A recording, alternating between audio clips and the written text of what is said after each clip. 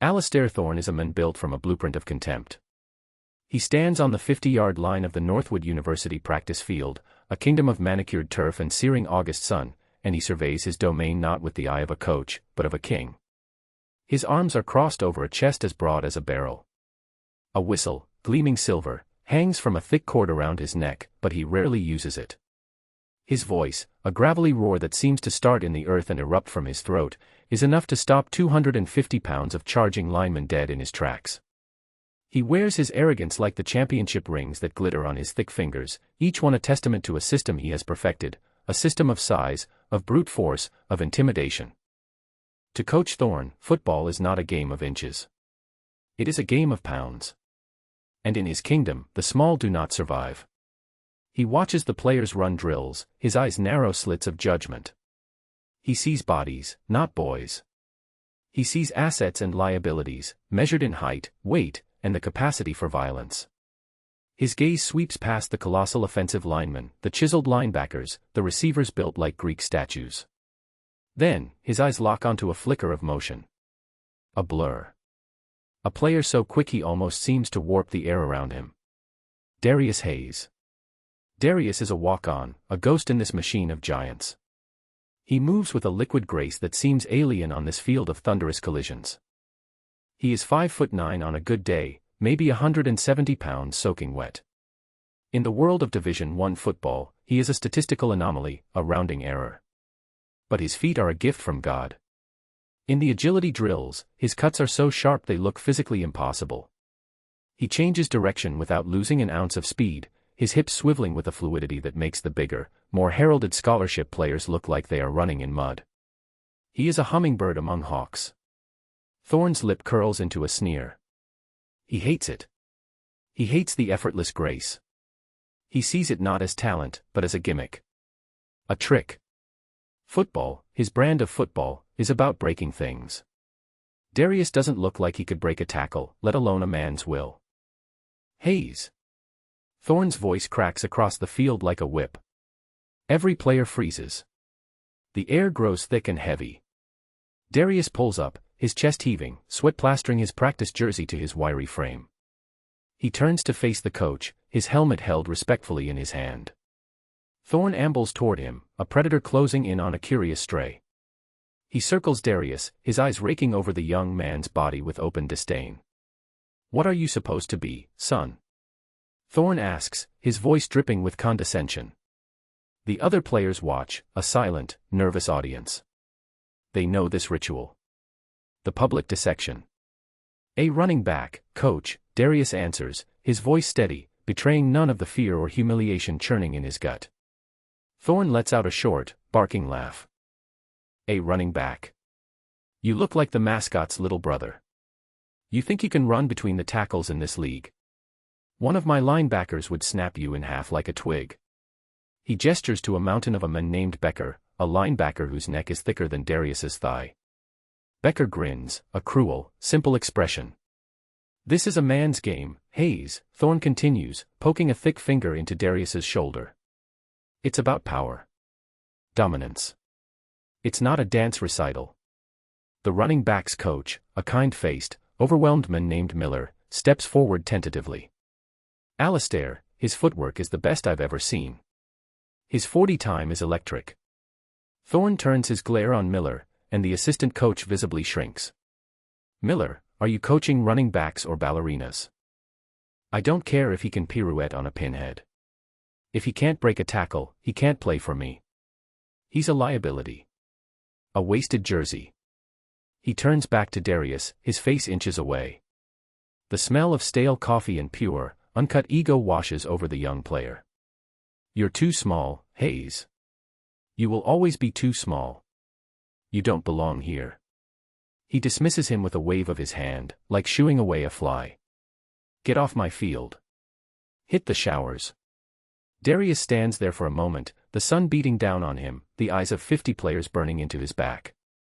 Humiliation is a physical thing. It tastes like copper and feels like ice in the veins. He doesn't say a word. He simply nods, puts his helmet back on, and jogs toward the locker room, his back straight, his stride unbroken. He does not give Thorn the satisfaction of seeing him break.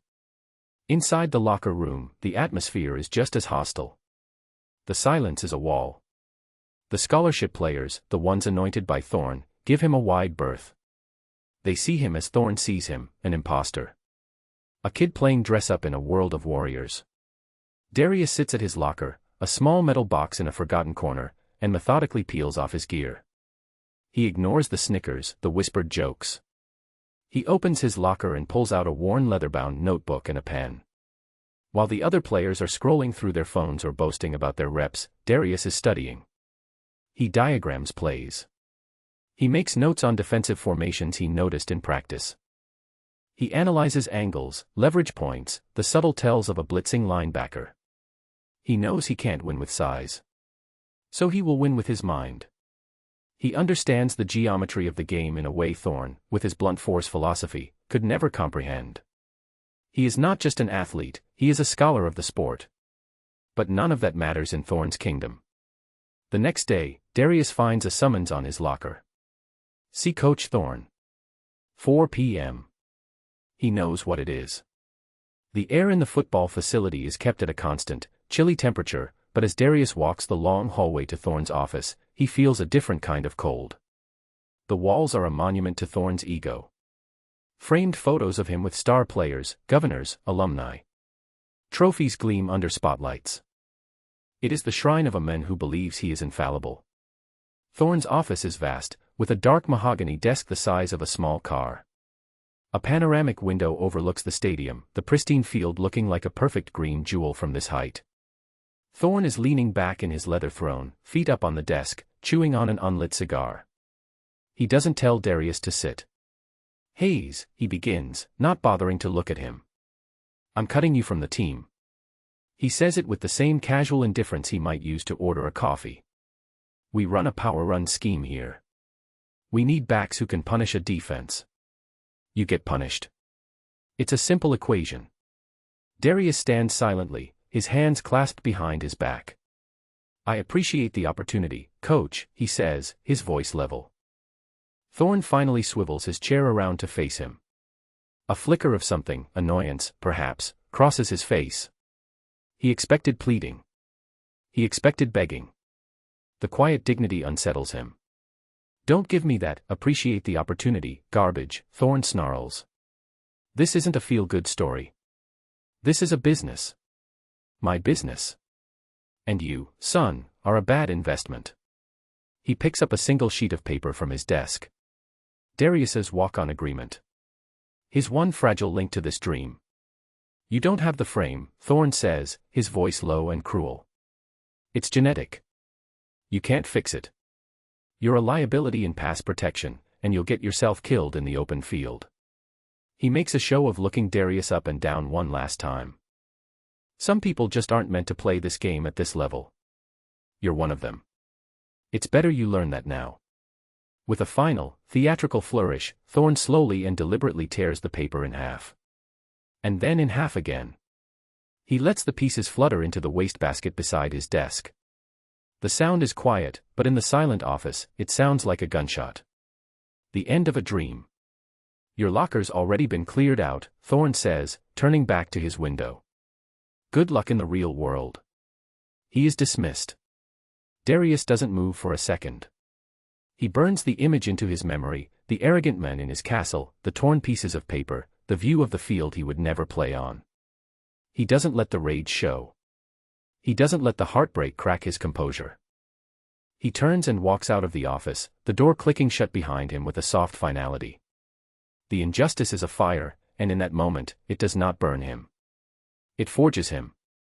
Packing his dorm room is a quiet, lonely affair. He folds his few clothes into a duffel bag. He stacks his textbooks. His roommate, a massive offensive tackle, mumbles an awkward goodbye and quickly leaves, eager to escape the orbit of a failure. Darius calls his mother. Her voice is warm, full of concern. He tells her what happened, his own voice sounding distant, detached. He expects tears or anger on his behalf. Instead, she is calm. Did he measure your heart, baby? She asks. A single tear escapes and traces a path through the grime on his cheek. "No, Mama," he whispers. "Then he doesn't know a thing about you," she says. "Come home. We'll figure it out." That night, Alastair Thorne is the guest of honor at a Northwood Boosters Club dinner. He stands at a podium in a glittering ballroom, bathed in the adulation of wealthy alumni in expensive suits. He is in his element. He tells stories of grit and glory. He paints a picture of the upcoming season, a masterpiece of his own design. Then, he makes a joke. "We had to trim some of the fat this week," he says, a smug grin spreading across his face. "Even had to cut this little guy, a running back, if you can believe it. I swear, my daughter's Pomeranian is bigger. But that's what it takes to build a championship team. No room for weakness. No room for doubt." The room erupts in laughter and applause. They love him. He is their gladiator, their king, the architect of their Saturday victories. He raises a glass of bourbon. To Northwood football, he booms. To power. To victory. He downs the drink in one gulp, the amber liquid burning his throat. He feels invincible. He has forgotten Darius Hayes' name already. Darius does not go home. Not to stay. He spends 2 days in his mother's small, quiet house, eating her cooking, letting her strength seep back into him. Then he starts making calls. He calls dozens of schools. Most hang up when they hear he was cut from Northwood. The stain of Thorne's judgment is potent. But finally, one coach listens. Coach Evans of Crestwood State, a Division II school 3 states away. The school is small, underfunded, and perpetually overlooked. Its stadium is little more than a set of high school bleachers. The weight room is a collection of rusted, mismatched equipment in a windowless basement. Coach Evans is the opposite of Thorne. He is old, with kind eyes etched with the wisdom of 1,000 losing seasons and a few glorious upsets. He watches the grainy high school highlight reel Darius sent him. He sees past the size. He sees the explosion, the vision, the impossible balance. "I don't have a scholarship for you, son," Evans tells him over a crackling phone line. "But I've got a locker and a helmet. If you're willing to work, you've got a chance to play." It's all Darius needs to hear. The next 5 years are a blur of relentless, monotonous, soul-crushing work. Darius lives in the Crestwood State weight room.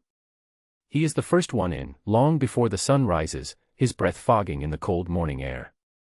He is the last one out, long after the janitors have turned off the main lights, working under the dim glow of a single emergency bulb. He eats 6, 7, 8 meals a day, forcing down chicken and rice until he feels sick, chasing the weight that has always eluded him. He puts on 20 pounds of dense, functional muscle. He's still not big, but now he is carved from stone. But the real transformation happens in the film room. He devours game tape with a scholar's intensity. He learns to read a defense like a book, to anticipate a blitz from the subtle shift of a safety's hips, to know where the hole will be before it opens. His body becomes a weapon, and his mind becomes the fire control system. On the field, for Crestwood State, he is a phenomenon. He shatters every school and conference record. Rushing yards. Touchdowns. All-purpose yards. He moves through Division II defenses like a ghost, a phantom they cannot touch. He becomes a local legend, a whisper on the fringes of the college football world. The Crestwood Comet. But the big-time scouts, the men from the NFL, they don't waste their time at places like Crestwood. They are at Northwood, watching Alastair Thorne's new crop of giants. Thorne's teams continue to win, fueled by an endless supply of 5-star recruits who fit his rigid physical mold. He becomes a media darling, a supposed genius of team building. He never thinks of the small walk-on he discarded like trash. Why would he? He was right. He is always right. In his final year at Crestwood, after a season of impossible statistics, Darius gets an email. It's an invitation. A late, almost begrudging invitation to the NFL scouting combine. It's a pity invite, the kind they send to a small school prospect with crazy numbers just to say they did their due diligence. It is his one shot. His only shot. The NFL Combine in Indianapolis is a meat market. It is a cold, clinical, fluorescent-lit environment where young men are stripped down, measured, and judged like livestock. Hope and desperation hang in the air, thick as humidity. Darius feels like an intruder. He is surrounded by the same physical specimens he left behind at Northwood, behemoths from Alabama, Ohio State, USC. They look at his Crestwood State sweatshirt and smirk. And then he sees him. Across the cavernous floor, holding court with a group of NFL general managers, is Alistair Thorne. 5 years have not changed him. He is grayer at the temples, but his arrogance is as vibrant as ever. He has parlayed his college success into a lucrative consulting job with the Tennessee Titans, a personnel evaluation expert. His job is to tell them who has what it takes. Who is big enough? Their eyes meet across the room. For a moment, there is no recognition in Thorne's face. Darius is just another anonymous player in a sea of them. Then, a slow, dawning realization. A cruel smile spreads across Thorne's lips. He excuses himself from the GMs and saunters over to Darius, his swagger undiminished. Well, Thorne says, his voice a low rumble. Look what the cat dragged in.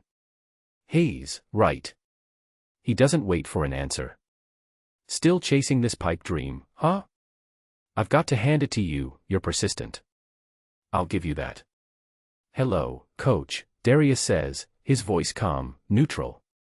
Don't call me coach, Thorne snaps. I'm not your coach. I made damn sure of that. He looks Darius up and down, the same dismissive appraisal from 5 years ago. Let me guess. You dominated a bunch of plumbers and farmers in Division II and think that means something. Let me tell you how this works. You're going to get out here, you're going to run around some cones, and then every scout in this building is going to see exactly what I saw 5 years ago. You are too small. He punctuates each word with a jab of his finger toward Darius's chest. You're wasting your time, Thorne says with a final, pitying glance. And more importantly, you're wasting mine. He turns and walks back to his circle of important men, laughing as he recounts the conversation. Darius watches him go. The old fire, banked for 5 years, roars to life in his chest. But on his face, there is nothing. Only stillness. Only focus. The first event is the measurement. The official calls out the numbers into a microphone. Darius Hayes, running back, Crestwood State.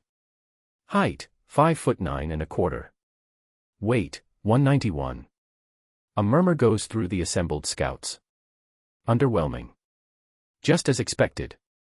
Thorne, standing with the Titans GM, shakes his head theatrically. See, he says, loud enough for those nearby to hear. Barely bigger than my kicker. A complete waste of a plane ticket. The GM nods, taking his consultant's word as gospel. Then come the drills. This is the turn. This is where the physics of Thorne's world begins to unravel. First, the 40-yard dash. Darius settles into the blocks. The world narrows to a 40-yard stretch of synthetic turf. He has run this sprint 10,000 times in his mind. He explodes from the stance. He is not running. He is flying. His form is perfect, a symphony of controlled power. He crosses the finish line, a silent streak of determination. A stunned silence falls over the stadium. Scouts look down at their stopwatches. They look at each other. They look back at their watches as if they are broken. The official time flashes on the giant screen. 428 seconds. It is one of the fastest times ever recorded for a running back. A collective gasp ripples through the crowd. The Titans GM turns to Thorne, an eyebrow raised. That's fast, the GM says. Thorne's face is a mask of disbelief. It's a fluke, he sputters. Straight line speed. Means nothing. He can't take a hit. Next is the 3-cone drill, a test of agility and change of direction. For Darius, this is his art form. He moves through the cones as if they are not there. His feet barely seem to touch the ground. He is a stream of water flowing around rocks. He finishes the drill. Another impossible number flashes on the screen. The fastest time of the day. Faster than any of the heralded cornerbacks or receivers. The murmuring among the scouts grows louder. They are flipping through their notebooks, frantically scribbling notes next to the name Darius Hayes. Who is this kid? Thorne's face has gone from smug to irritated. His jaw is clenched.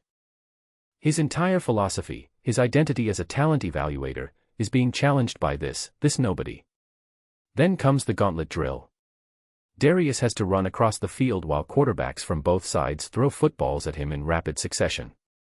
It tests speed, concentration, and hands. He glides across the turf. The balls come at him like missiles. One after another, he plucks them from the air. His hands are magnets. He makes it look effortless, graceful, a dance. He catches every single ball. Perfect. Now, the stadium is buzzing. The anonymous kid from Crestwood State is the story of the combine. Thorne is apoplectic. His face is flushed a deep, angry red. It's all tricks, he hisses to the Titans GM, who is now watching Darius with intense interest. It's gym class heroics. Put pads on him and he disappears. But the GM is no longer listening to Thorne. He is listening to the evidence of his own eyes. After the drills, the interview portion begins. Suddenly, Darius Hayes is the most popular man in the building. A line of coaches and scouts from different teams forms, all wanting to speak with him. He handles the questions with a quiet, humble confidence. He breaks down game film with them, his football IQ stunning the veteran coaches. He speaks about leverage, blocking schemes, and defensive fronts with the authority of a professor. He is not just a track star in a helmet. He is a genius. Then, a man with a weathered face and eyes that have seen everything the game has to offer approaches him. It is Silas Croft, a legendary scout known as the Oracle. He is a kingmaker, a man whose opinion can make or break a career. When Croft speaks, the room quiets down to listen. "Son," Croft says, his voice a low, gravelly rasp.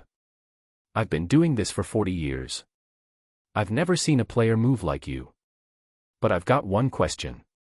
Northwood University. What happened there?" The question hangs in the air. Thorne, watching from a distance, smirks.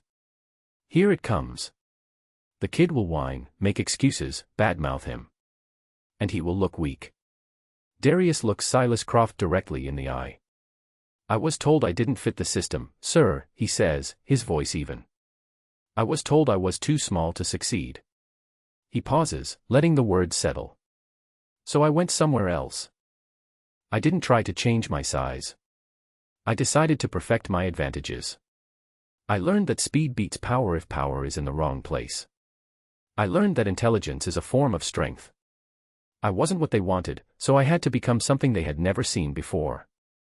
There is no bitterness in his voice. Only facts. Only truth. Silas Croft stares at him for a long moment, then a slow smile spreads across his face. "Son," he says, clapping a hand on Darius's shoulder. "You're not just a football player. You're the future of the game." From across the room, Thorne sees the exchange.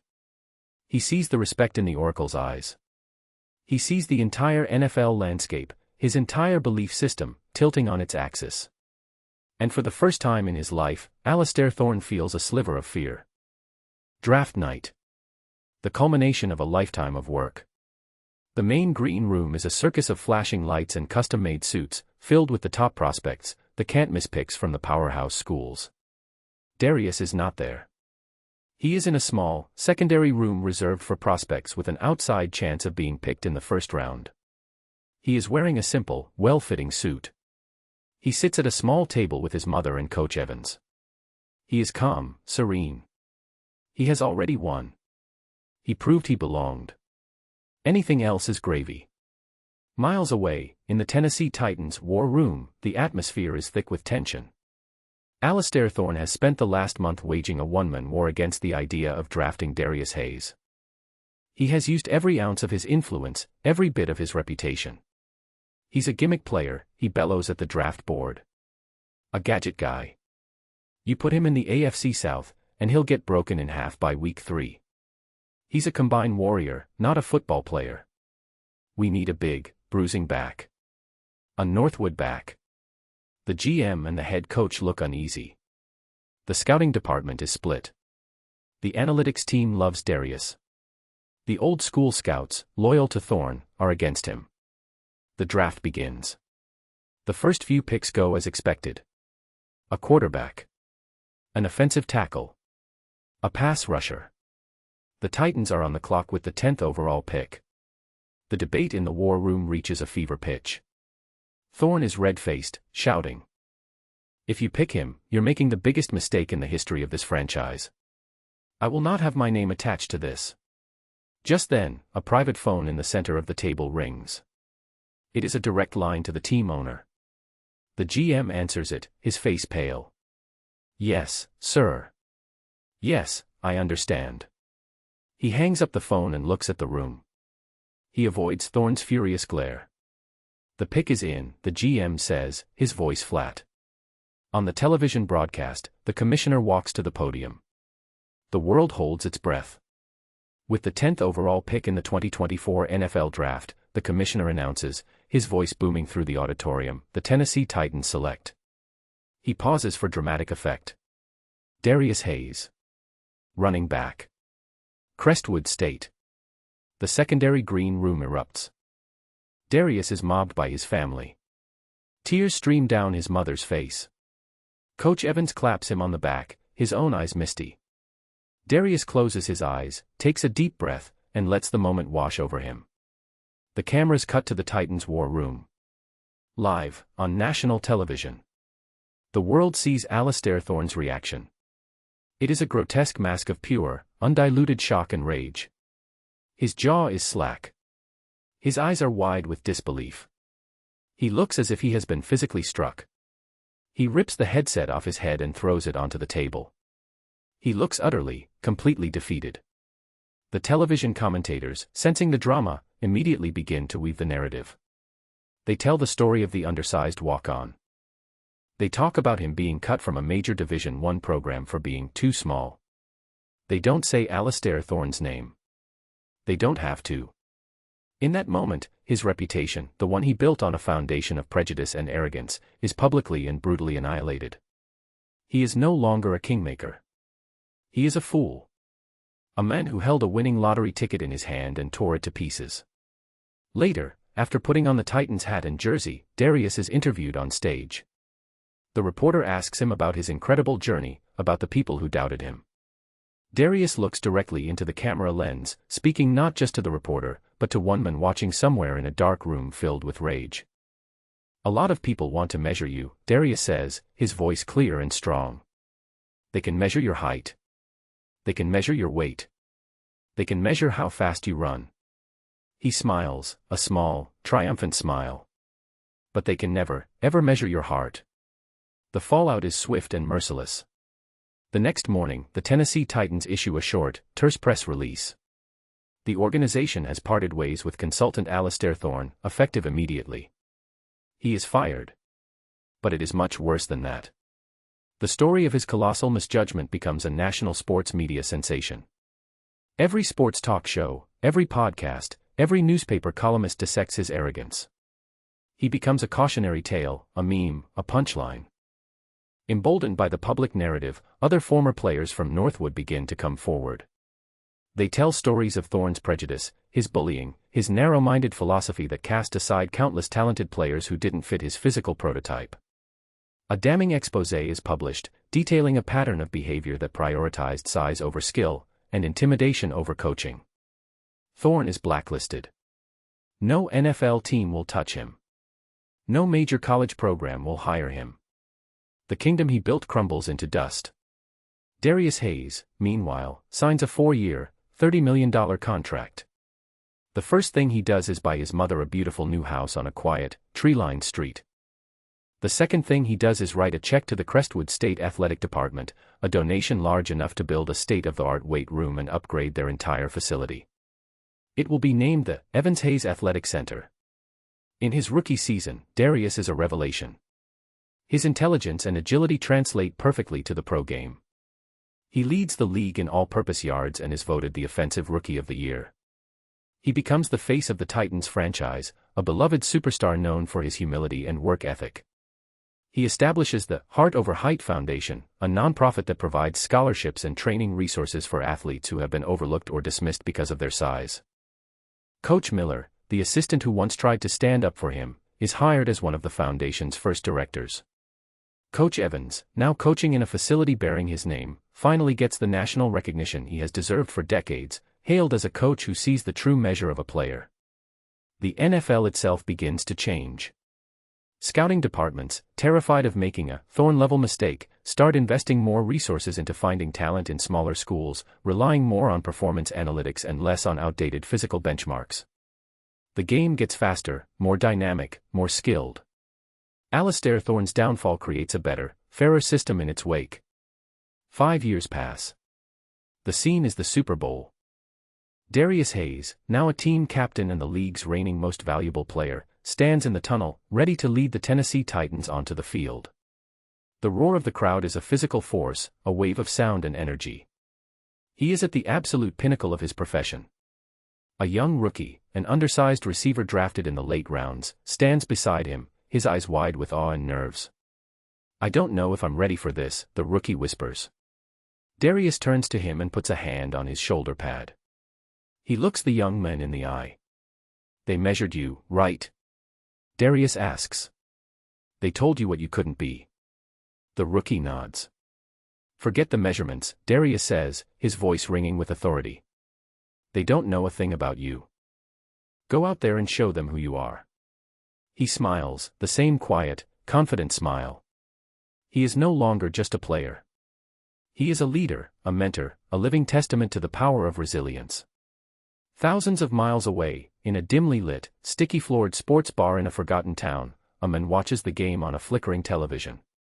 He is hunched over a cheap beer, his face bloated, his eyes bitter and hollow.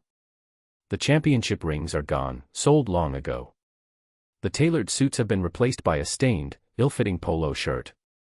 It is Alastair Thorne. He is now the disgraced former coach of a failing high school team, fired mid-season for his abusive coaching style. He is a ghost, a relic of a bygone era. He watches as Darius Hayes, the boy he once called a twig, a liability, a waste of a jersey, hoists the Super Bowl trophy above his head, confetti raining down around him. The bar erupts in cheers for the hero of the game. Alastair Thorne says nothing.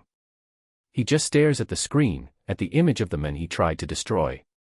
He takes another sip of his bitter beer, the taste of ashes in his mouth. The world celebrated a king, but the man he cast aside was the one who truly inherited the kingdom. Arrogance is a prison built by one's own hands. It convinces the jailer he is a king, right up until the moment he realizes the walls he built to keep others out have actually locked him in. True greatness is not measured by a ruler or a scale. It is forged in the fires of doubt, honed by the relentless pressure of disbelief, and revealed not in the size of the body, but in the limitless expanse of the human spirit.